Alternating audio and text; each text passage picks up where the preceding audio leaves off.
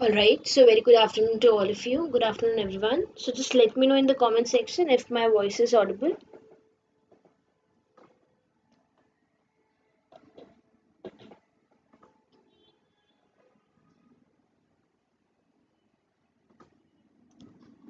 Alright, so I hope it's audible. So very good afternoon to all of you. I welcome you all on Unacademy YouTube channel, IIT JAM Live. And in this particular session, we'll be discussing practice questions on thermodynamics. So this is the part 3 of thermodynamics practice session, and we have already covered part 1 and part 2 on Unacademy special platform.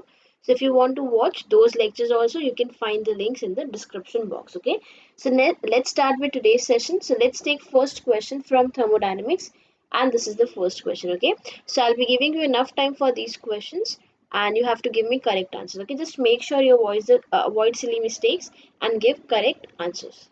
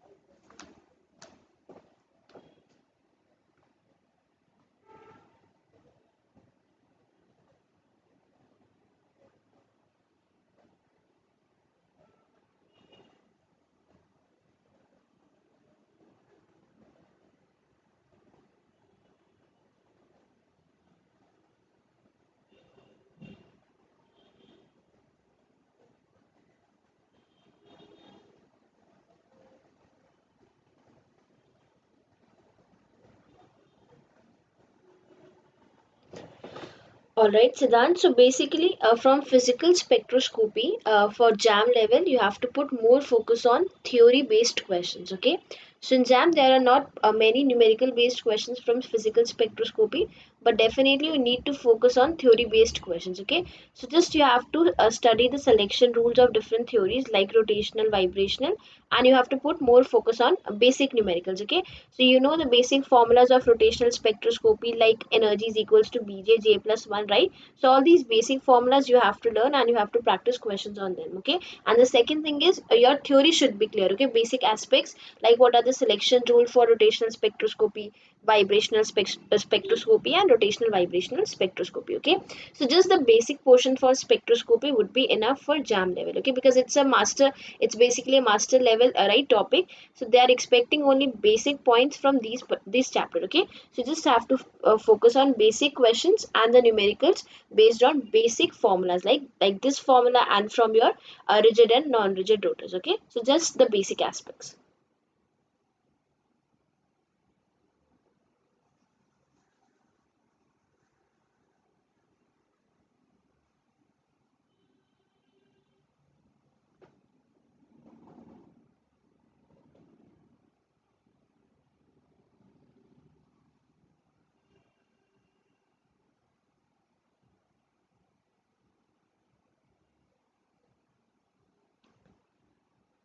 R band and P band, this is not that much important from JAM level. Maximum number of questions from physical spectroscopy will be coming from your rotational part, energy questions, and vibrational basic questions. Okay. So basically, these two topics are important. R bands and P band are not that much important, but what you need to understand in these two topics is the energy difference between two successive lines. All right, Tanya, just the energy difference between two successive lines. Okay, so first band is like 10 hour to 4 hour. These differences you have to learn. Okay, rest things are not that much important, so you have to put more focus on your basic things from physical spectroscopy.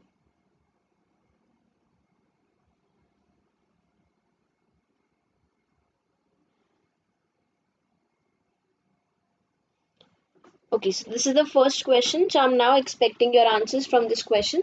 So what's the question? In a system, a piston caused an expansion against external pressure of 1.25 bar. Okay, so basically P external is 1.25 bar, giving a change in volume of 32 liters. That means delta V is equals to 32 liters, okay, for which your internal energy is minus 51 kilojoules, okay.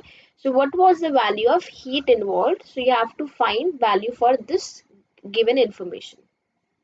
So you have to find value of heat for this given information, okay. So all right, so all of most of you are going with option 3. 30 more seconds for this question.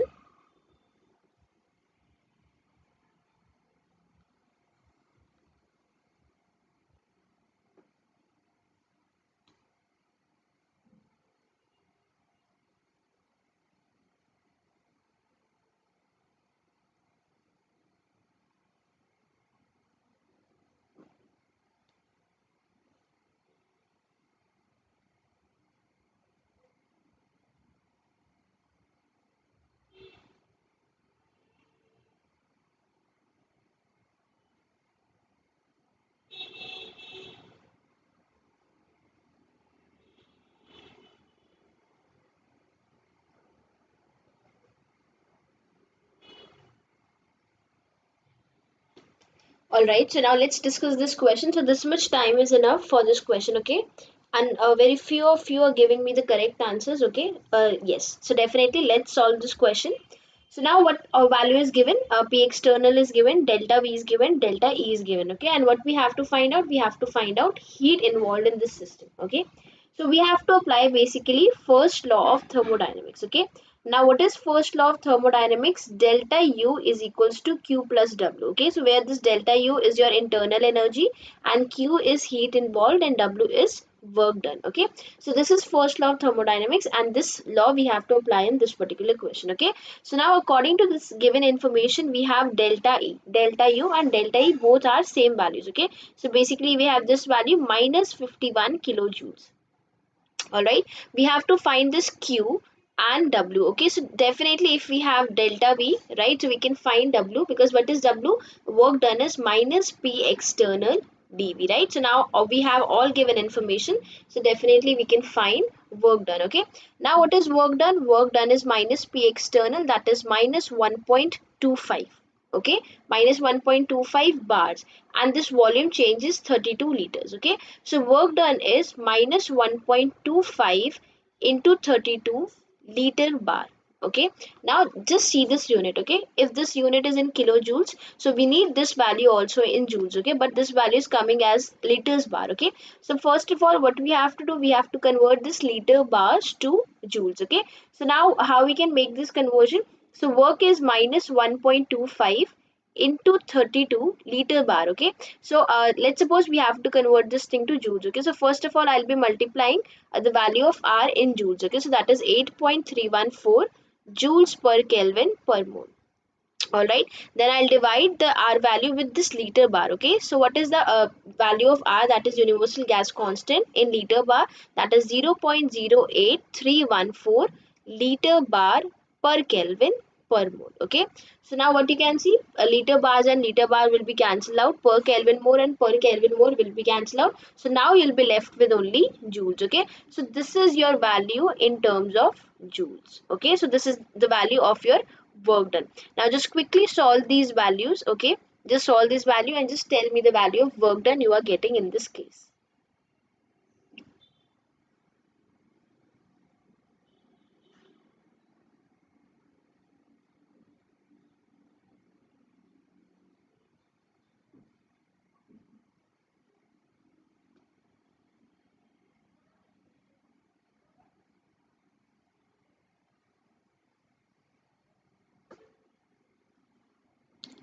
So what value of work you are getting in this case?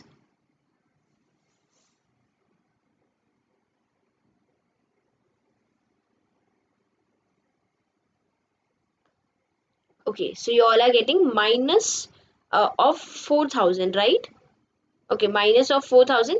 Then this value is basically in your right. This value basically is in your kilojoules. Okay, so you have to convert this joules to kilojoules. Okay, so you have to convert this value to kilojoules. So you have to divide this by 1,000, and this will be cancelled out. So basically, you will be getting how much? 4. Okay, now this work is basically minus 4 kilojoules. So minus 51 kilojoules is equals to 4 minus 4 kilojoules. Okay, so now minus 51 plus 4 kilojoules will give you this value. Okay, so this is equals to now 47 kilojoules. Okay, so the correct answer for this question is option third, 47 kilojoules. Okay, so is this question clear to all of you? So answer for heat is basically minus 47 kilojoules, that is heat is given by the system. Okay, this much amount of heat is ejected by the system. Okay, so Q is equals to minus 47 kilojoules. Okay, so I hope now this question is clear to all of you. In case of any doubts, you can let me know, right? So this is the correct answer for this question. Now let's take the next question.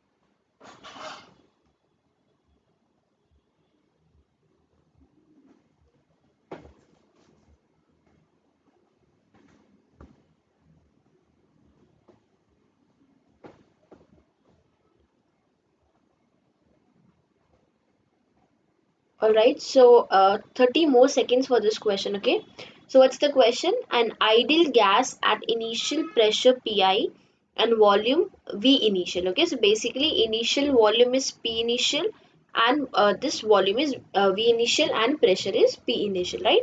So undergoes reversible expansion. So this means this process is for reversible expansion. All right, to the same volume V final, either isothermically or adiabatically. So basically volume V final is equals to V initial. Okay, see, the hint is already given in the question that V initial is V initial is equals to V final, and initial pressure is P initial. Next thing, what you have to find out, consider the following statements. Okay, so you have four statements over here, 1, 2, 3, and 4. Okay, so you have to find out the correct statements. Okay, where the symbols have their usual meaning. Okay, that means pressure, P here represents for pressure, V here represents for volume. Okay, so how many statements of the above are correct? Okay, now let's take this question. So first of all, we have to plot this graph. Okay, now we have volume and right, pressure. So we know volume and pressure, basically they follow inverse relationship. Okay, if your process is isothermal, then again volume and pressure follows inverse relationship, and even in your adiabatic process also. First of all, it's a reversible process.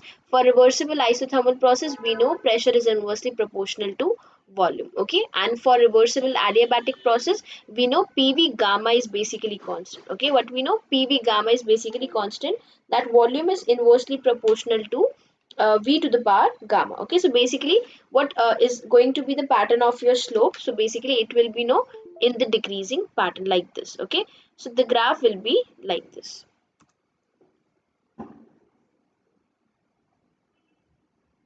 Like this. Okay, so this is going to be a graph for isothermal, and this is going to be your graph for adiabatic. Okay, so this is for isothermal and this is for adiabatic. Okay, you can see volumes are same. So basically this is going to be your volume. Okay, next thing is why this graph is for adiabatic, because we know in adiabatic process there is temperature, there is drop in temperature, so definitely T final is less than T final of isothermal. Okay, so we know this thing in adiabatic process, so this is the pattern of graph. Okay, so let's go to this first statement. So first statement is P final adiabatic is less than P final isothermal. Okay, now you can see this is P final of isothermal and this is P final of adiabatic. Okay, so this is the value of P final in isothermal graph and this is the value of P final in adiabatic graph. Okay, so you can see P final is definitely, P final of isothermal is greater than P final of adiabatic. Okay, so this first statement is definitely correct.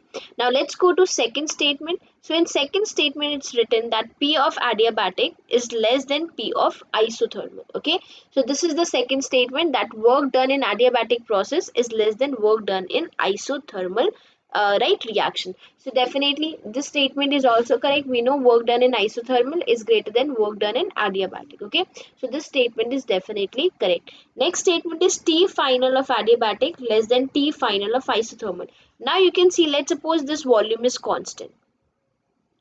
Okay, this volume is constant and we know that this is your P1 pressure for isothermal and this is your pressure for adiabatic. Okay, so you can see that P final of isothermal, right, is definitely greater than P final of adiabatic. We know this thing. Okay, from the first statement and also from this graph we know that P final of isothermal is greater than P final of adiabatic. Okay, now if your volume is constant, right, if your volume is constant, and we know PV is equals to constant in case of isothermal conditions and PV gamma is equals to constant in case of volume conditions. Okay, now if your volume is constant, so definitely pressure is directly proportional to temperature. Okay, so if your volume is constant and pressure is increasing, so that definitely temperature value will also increase. Okay, so temperature of your isothermal is definitely greater than temperature of your adiabatic, and we know this term also, that there is a temperature drop in adiabatic process. So without this graph also we can select this particular option, that this is definitely correct. Okay, now let's go to fourth option. Q of adiabatic is less than Q of isothermal. Now we know Q for adiabatic process is 0 and Q for isothermal process has some value definitely greater than 0. Okay, so this statement is also correct. Okay, so all four statements are correct. So correct answer is option fourth, all. Okay, so is it clear to all of you? Is it clear? Very good, Astha. Is this question clear that why option fourth is your correct answer? Okay, just let me know in the comment section if you are clear on this question, so that we can take the next one. Okay.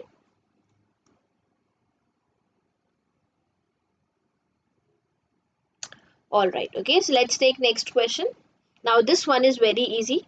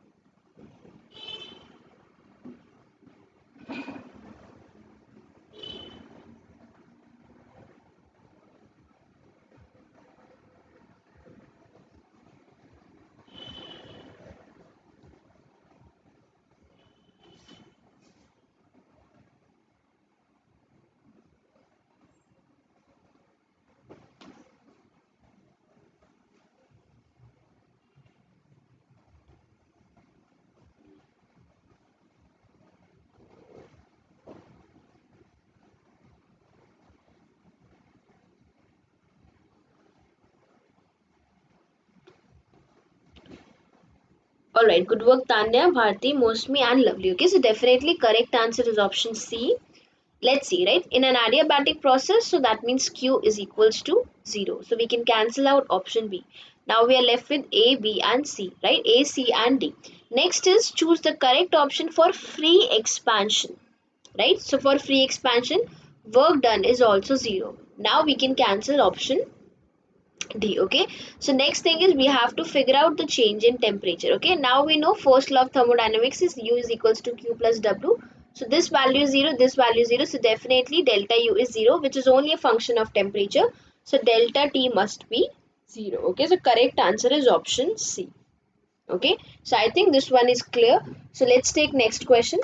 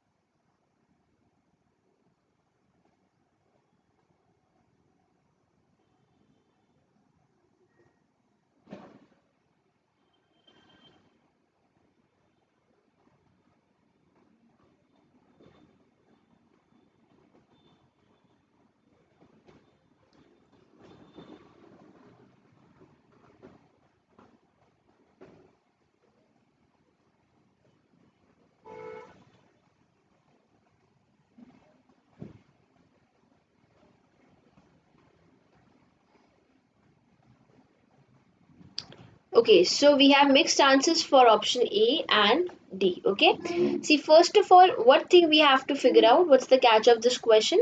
These information. Okay, from 1 bar to 1 bar, that means pressure is constant. From 373 kelvins to 373 kelvins. Okay, that means temperature is constant. So if pressure and temperature is constant, that means this transformation, right, is basically your phase transformation. Okay, this one is your phase transformation. So it implies that this process is basically in equilibrium. All right, so it's a equilibrium process. So at equilibrium only pressure and temperature remains constant. Okay, so now we know what's the equation for delta G. Delta G is equals to delta G naught plus RT ln Q, right?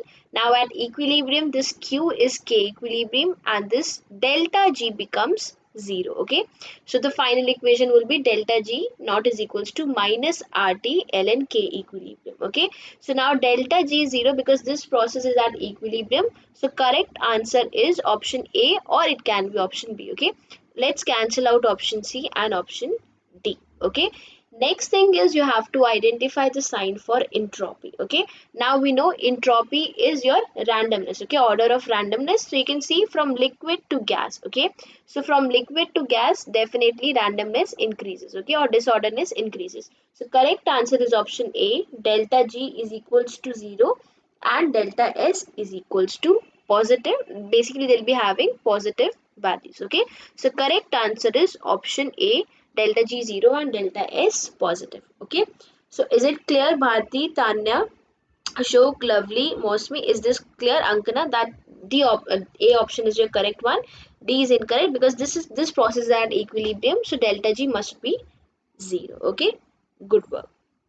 Right? Okay, why delta G is 0? See, whenever the process is at equilibrium. Okay, so what we can say, see, let's erase this thing.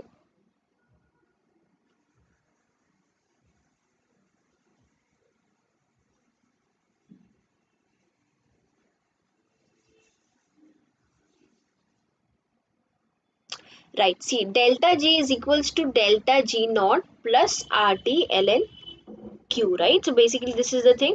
Now we know at equilibrium, okay, at equilibrium delta G is equals to 0. Okay, delta G naught is not equals to 0, but delta G is equals to 0 because this one is concentration dependent quantity. Okay, delta G is concentration dependent quantity and delta G naught is concentration independent quantity, just like your E cell and E naught cell. Okay, so E cell is your concentration dependent quantity and E naught cell is your concentration independent quantity. Okay, so if at equilibrium, what's going to happen, the rate of change of concentration will definitely be equals to 0. Okay, so if there is no change in concentration, so delta G will be 0. If delta G is 0, so you can select from these two options. Okay, now you have to figure out delta S, so randomness increases. So the correct answer is option A. Okay, is it clear?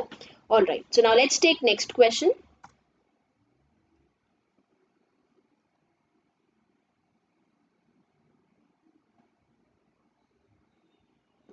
A and B. No, no C. The thing is, you are going from liquid to gas. Okay, we are going from liquid to gas. So whenever we are going from solid to liquid to gas, so the extent of intermolecular forces is now decreasing. So there is reduction in your extent of intermolecular forces.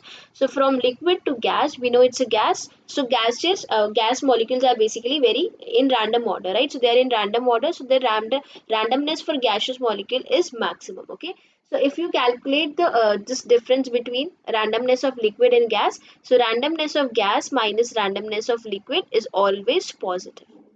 Okay, basically this value is always positive because there is increase in the disorderness. Okay, so correct answer is option A.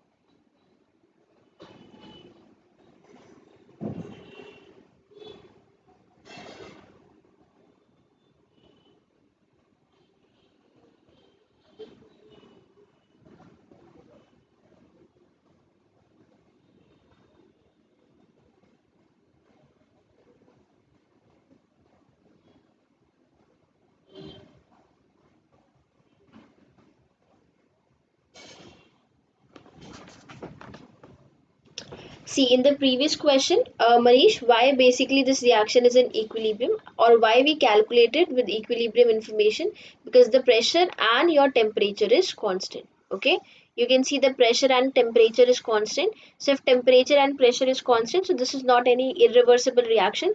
This is simply a phase transformation. Okay, a phase transformation where your temperature and pressure is constant. Okay, we know at equilibrium your pressure and temperature must be constant, right? We have studied this in phase equilibria. So basically your pressure and temperature is constant, so that's why this reaction is your phase transformation reaction, and there is no irreversible process. This is your reversible process. Okay, so that's why delta G is equals to 0.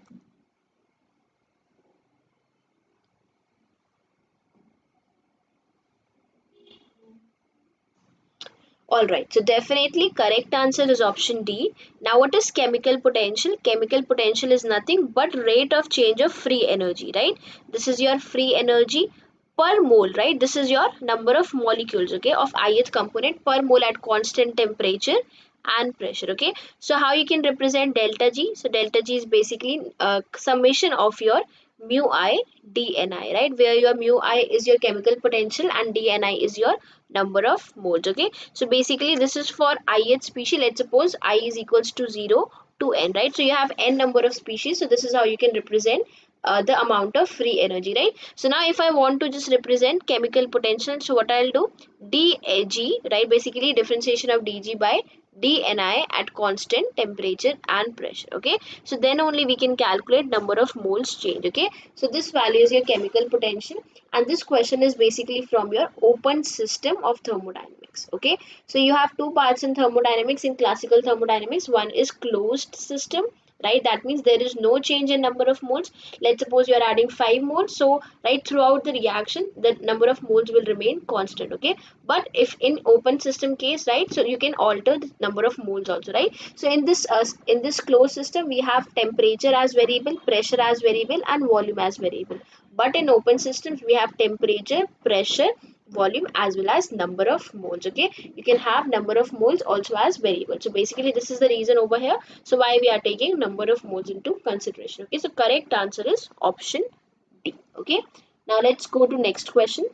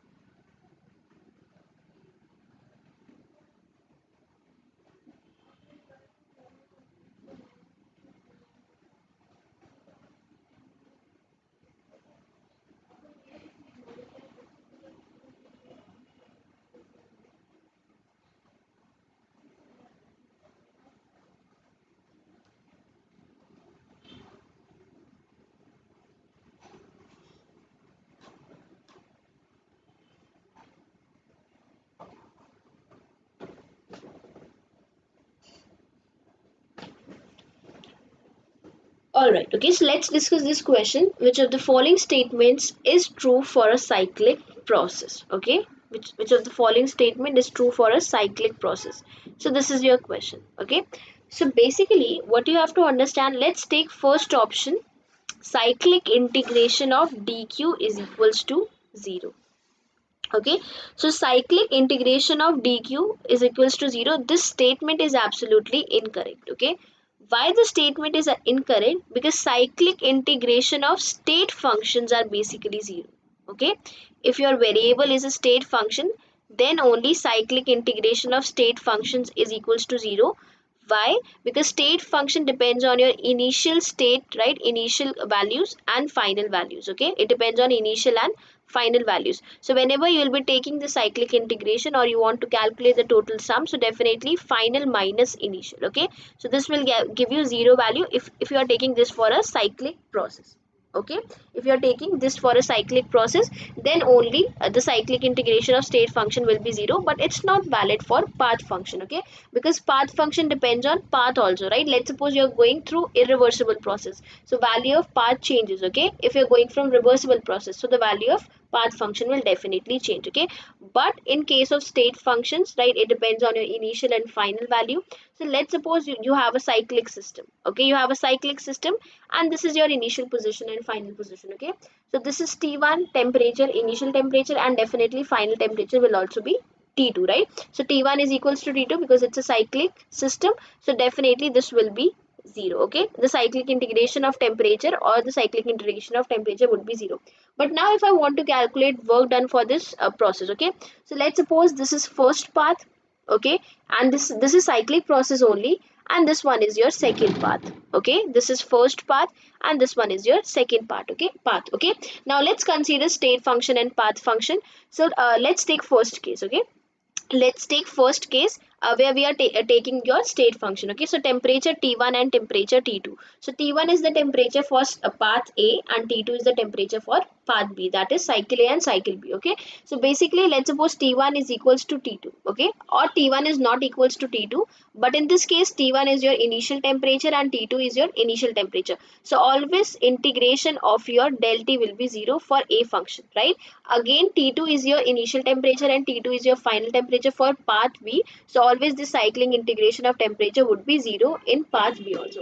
But this is not the case with your path functions. Okay, so work done in small circle or in small area will definitely be different from work done in a big area, right? So basically it's a path function, so it depends on path. Okay, so the correct thing is option A and option B are incorrect options. Okay, because they basically are your path functions. Okay, so is this statement clear to all of you? First let me know that if your two options are clear, because most of you are going with A and B only, right? Because both these options are incorrect options because they are path functions. Okay, so if in place of this Q or U, right, W, you would have some path state function, then definitely the value will be 0, right? But it's not the case with your path functions. Okay, so you have only two path functions, Q and W, so always this value would be not equals to 0.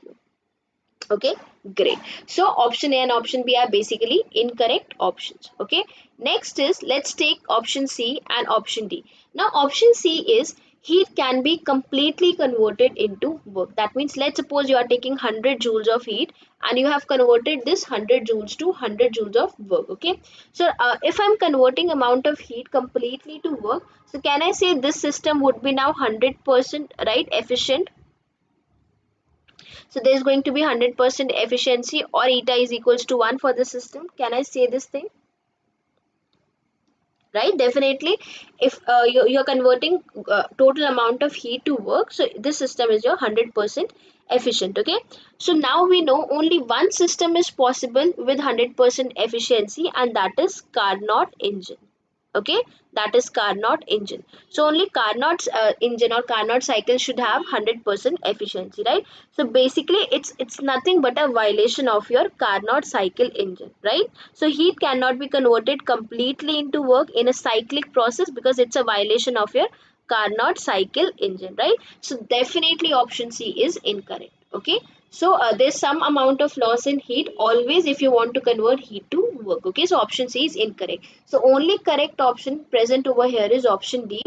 Work can be completely converted into heat, right? Let's suppose you have done 100 amount of work, so definitely you can convert this work to heat, right? It's possible, right? This process is possible. From heat, right, from complete conversion of heat to work is not possible, but from work to heat is definitely possible, right? Because if you want to just eject, let's suppose 100 joules of heat, right? Or if you are doing combustion, so you're doing work on a system, okay? So after doing some work only, you have liberated 100 joules of heat, okay? But this process, heat can be converted to work, heat can be completely converted to work. This is not possible, right? Yes, it can be converted to work, but not completely, not with 100% efficiency, okay? So is it clear to all of you that correct answer is only option D, right? Correct one is only option D. Okay, is it clear? Yes, so only correct answer is option D in this case. Okay, great. So now let's take next question.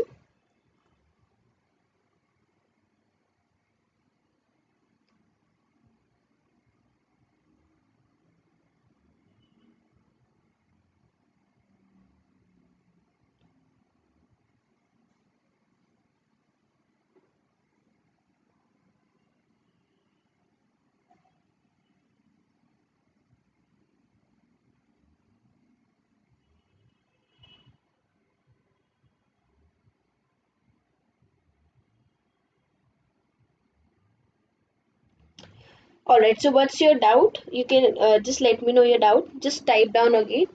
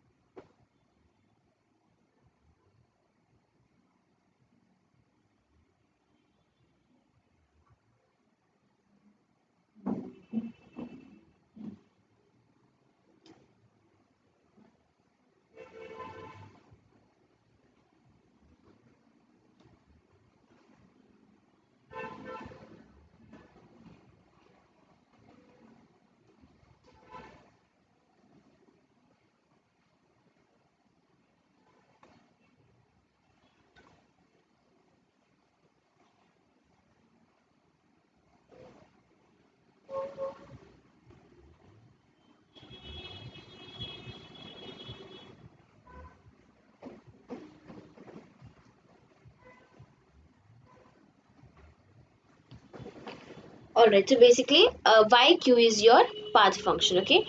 All right, let's take two different types of process. Okay. First process is your irreversible reaction.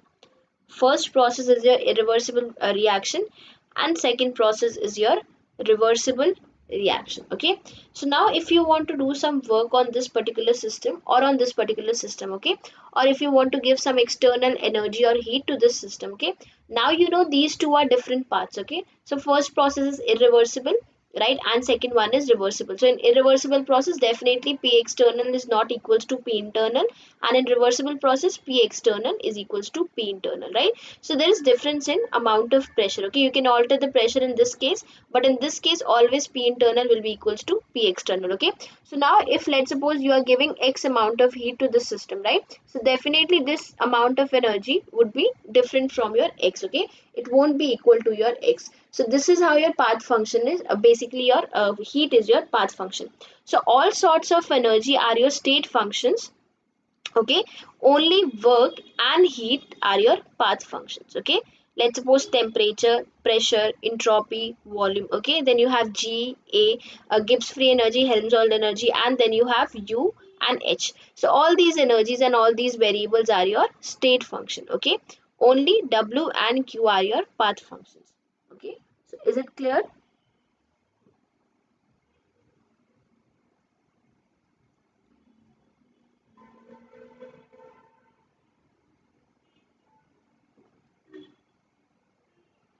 Great, okay. So yes, all of you are going with option B. So let's find out if it's correct or not. So what's the question? For water, vaporization enthalpy is given the molar entropy of vaporization at 1 atm. So this is the catch of this question. You have to pick this pressure, that P external is basically 1 atm, and the system is for water. So definitely at P external is equals to 1 atm, your boiling point should be 100 degrees Celsius or 373.14 Kelvins. Okay, so this is the thing over here which you have to find. Okay, now the question is very simple. You just have to apply delta S is equals to delta H. In this case, it's a vaporization process divided by a boiling point. Okay, this process you have to apply. Now this value is already given, that is 41 kilojoules. So you have to convert this to joules, right? Joule per mole. Okay, then boiling point is your 373.14 kelvins. Okay, so see, you can verify with this units also. If you are good in units,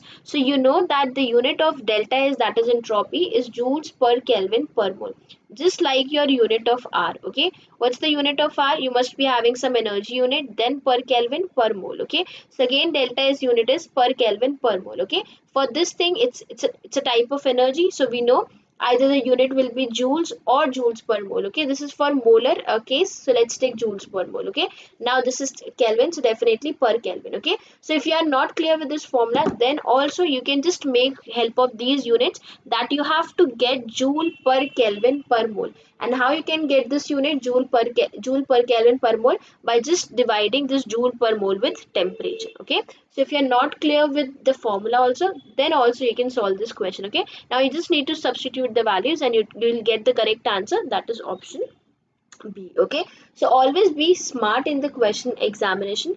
Don't feel pressurized. Okay, see, you know the concepts, just you have to pick the shortest path, how you can solve this question in less time. Okay, so what I'll be doing, right, definitely I'm not good in just learning all these formulas. I'll pick this unit, okay, that we have to get joule per Kelvin per mole. Okay, and what is given to us, kilojoules per mole. Okay, so definitely if I need to get this unit, I need per Kelvin. And how I can get this per Kelvin? I'll divide this by temperature. Now for temperature, what is P external? 1 atm, and we know the boiling point at 1 atm is your 100 degree Celsius. Okay, so I hope this thing is clear to all of you. Is it clear? Okay, great. So now let's take next question.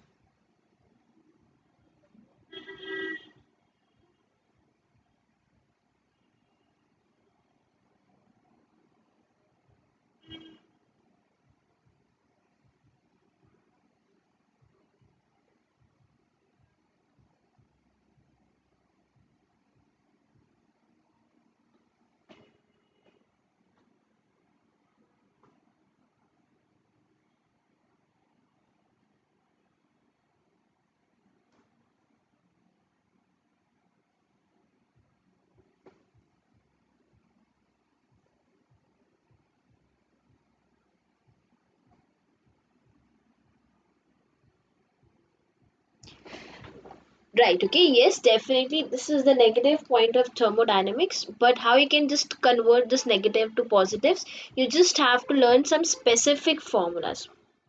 Okay, you just have to learn some specific formulas. You just have to prepare concise formulas. Okay, there is no need to learn all formulas, just some specific formulas, so that you can derive the required relation with these specific formulas. Okay, because it's not possible for us to just learn 50 formulas. Okay, but we can definitely learn 10 formulas, so that we can derive rest 40 with the help of these 10 formulas. Okay, so just pick the specific formulas or the important formulas, and you can derive the required thing in your examination. Okay, so this is how you should be approaching your thermodynamics. Okay,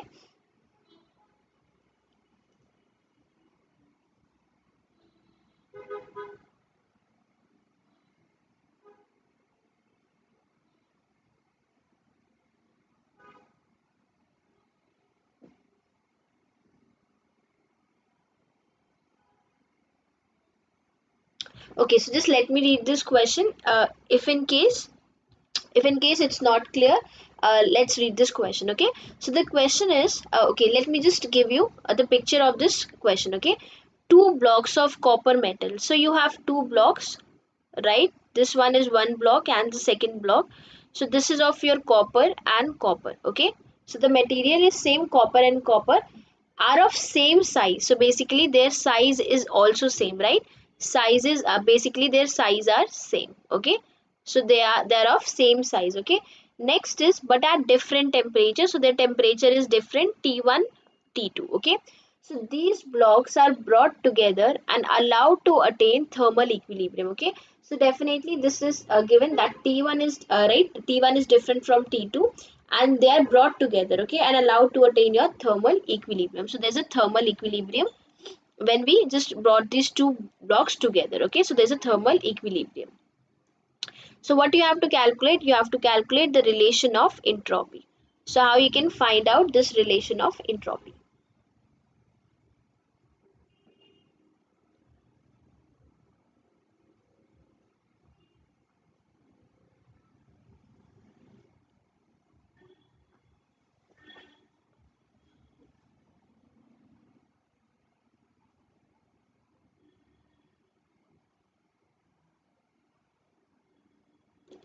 I'll try, Manish. Okay. See, I can't promise you because it's not a good thing to just focus on formulas. First, we have to go with theory, right? First, we have to complete theory. Then only formulas will help, right, in our questions. So there's a trick also to how we can apply the formulas. For that, we need theory. Okay.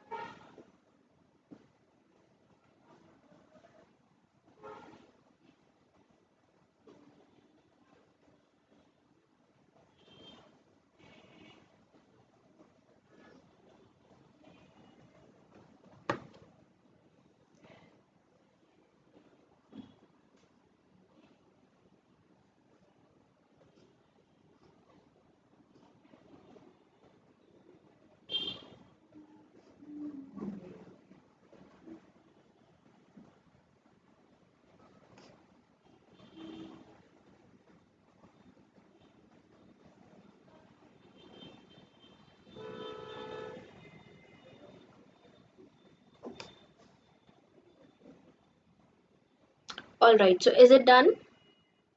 So let's discuss this question now.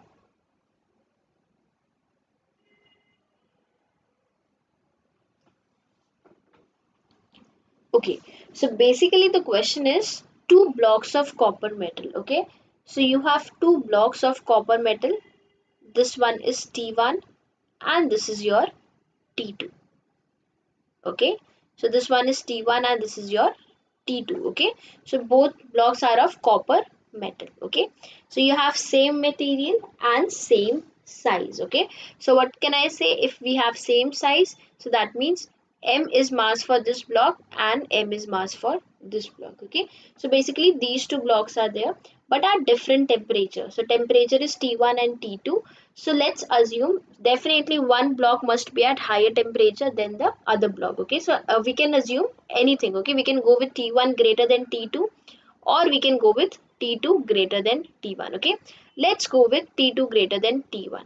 Okay, accordingly you have to solve this question.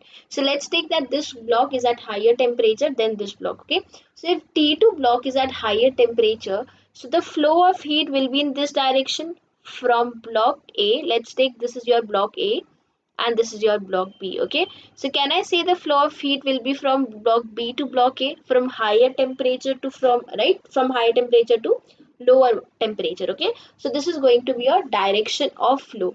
So what can I say over here? That this is basically giving the heat. Okay, so you have minus QB. Okay, so block B is minus QB and block A is plus QA. So basically this is giving some energy, right, and this is taking that particular energy, right? So let's go with this question now. So now the next thing is, right, so these blocks are brought together. So basically these blocks are brought together and allowed to attain thermal equilibrium. Now this point you have to pick. Okay, so basically now there is a thermal equilibrium just in between these two blocks. Okay, so what does this statement mean? Thermal equilibrium means now temperature for these two blocks are same, T temperature and T temperature. Okay, so how we can find out average of T temperature, or how we can find out temperature T? Temperature T is nothing but T1 plus T2 divided by 2. Okay, so this is going to be your average temperature or your final temperature. Okay, clear? Now let's go with this temperature. T is basically T1 plus T2 divided by 2, right? Why we are using this formula? Because material is same. Okay, if material is same, then definitely we can use this particular formula. Okay, next thing is we have to calculate the entropy. Now what is entropy? Basically we can write entropy is equals to entropy of A block plus entropy of B block.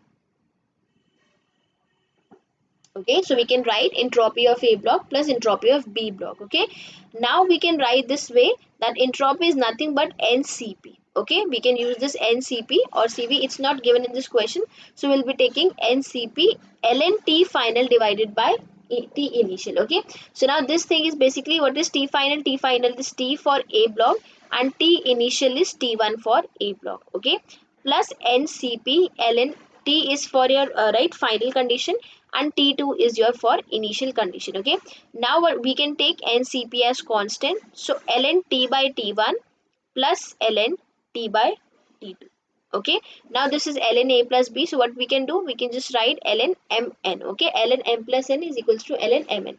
So NCP is basically ln T square, or let's go with C only, right? There is no need to write CP or CV. Let's go with C. Okay, so basically this is the thing over here. NC is now equals to, this is C, this is also C, right?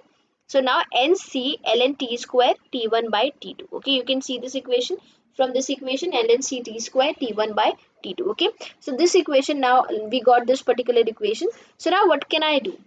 See, what can I do in this case, right? Let's suppose we have now this equation. Okay, so now we have to just, let's see, four options. Okay, so basically we have 4 T1 T2, 4 T1 T2, 4 T1 T2 and 4 T1 T2. Okay, so we have to write in this particular format. Okay, now how we can write in this format? So NC is basically ln T square. Okay, so ln T square, and now what is your T? T is T1 plus T2 divided by 2. So I'll be substituting value of T in this case. Okay, so it's T1 plus T2 whole square divided by 2 square, which is 4. Okay, so this is now 4 T1 T2.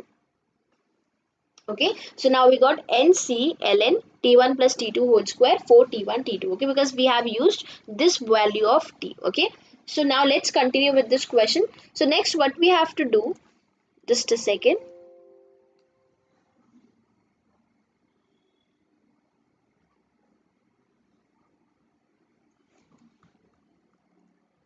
Right, okay, so now we got the equation is delta S is equals to, the final equation is this one. Okay, NC ln T1 plus T2 square divided by 4 T1 T2. Okay, now we got this equation. So let's go through the options. Okay, so we have four equations. So now we got this thing. Okay, 4 T1 T2, 4 T1 T2, 4 T1 T2 and 4 T1 T2. Okay, now we need this one or this one. Okay, depending on the situation, we have to check which of the given option is basically correct. Okay, so let's go with these two options. Okay, so now in order to just get this one or two, what I'll be doing, I'll be just taking plus 2 T1 T2, right, minus 2 T1 T2, so that if I expand this expression, I'll be getting some common thing. Okay, so plus 2 1 plus 2 T1 T2 minus right 2 T1 T2. Okay, now let's expand this equation. So this is NC ln T1 square plus T2 square plus 2 T1 T2 from this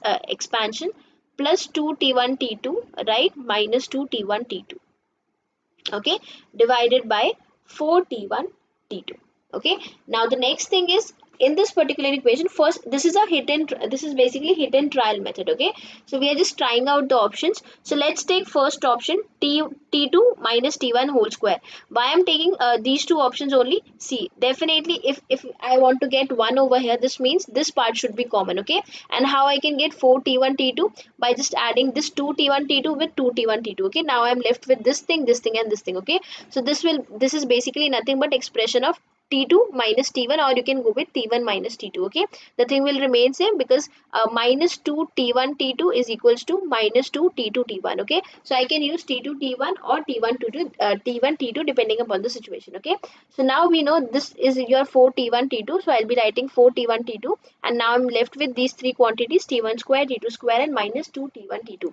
So basically this is nothing but T2 minus T1, so T2 minus T1 whole square. Okay, plus this thing divided by 4 T1 T2, and with this we have ln and NC, right? So now this thing is common, so I'll be expanding this expression. So NC ln T2 minus T1 square by 4 T1 T2, right, and plus 4 T1 T2 will give you 1. Okay, now you can see that this is this expression.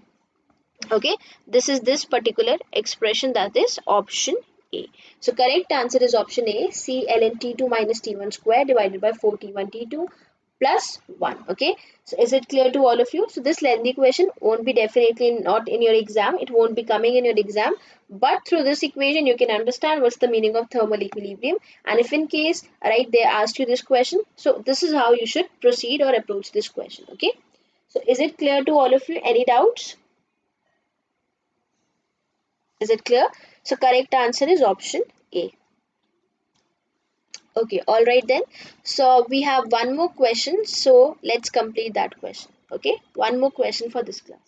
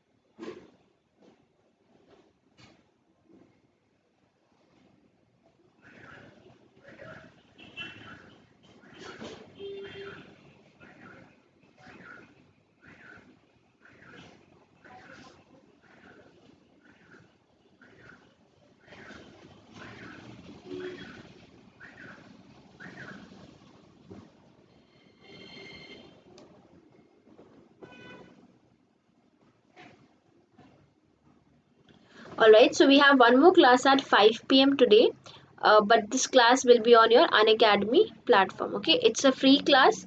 You don't have to pay. You don't. Right, this class won't take any cost from you. So basically, it's a free class. You don't have to pay anything for it. So you can join this class also. In this class, we'll be discussing important questions on organic spectroscopy. Okay, and I have shared the link in this comment section or live chat section.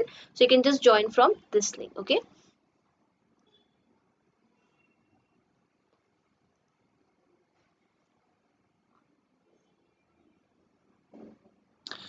Okay, so Bharti, basically molar this Cp or Cv is nothing but specific heat capacity at constant volume and constant pressure. Okay, this is for 1 gram of substance. Now, if they are asking for molar heat capacity, so basically you have to find number of moles. Okay, and molar heat capacity is basically going to be for, let's suppose you have n moles, so n Cv. Okay, so you have to find number of moles for it.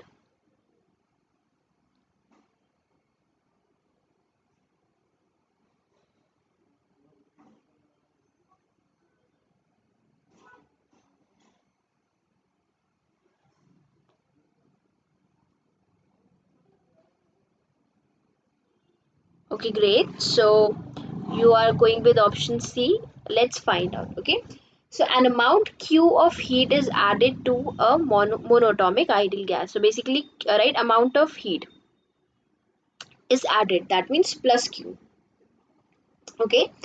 And which the gas performs a work Q by 2 on its surroundings. So that means your work is minus Q by 2 because work is done by the system. Okay. On the surroundings, basically the system is doing the work on surroundings, so basically it's minus Q by 2.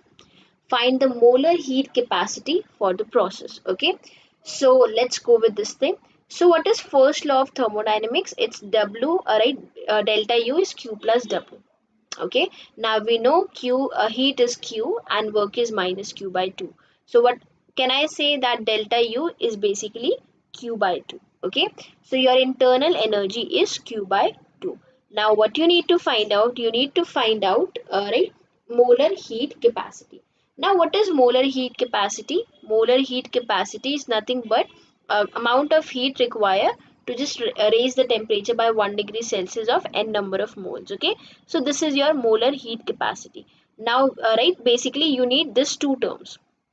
If you want to substitute, you want to find out molar heat capacity, you need these two terms. We know Q is basically Q, so we need value for n delta T. Okay, now how I can find this value? Okay, how I can just find this value of n delta T? We know that this part, right, it's a temperature, so it must be dependent on your internal energy, right?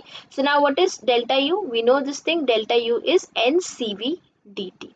Okay, we know this thing that delta U is NCV dt. So from here I can find out n and dt value. So basically it's delta T, right? So delta U divided by CV is your n delta T. Okay, so now we need this n delta T. So what is delta U? We've just found out that this is your Q by 2. Okay, so Q by 2 by CV. So this value is of your n delta T. Now we just need to substitute this value over here.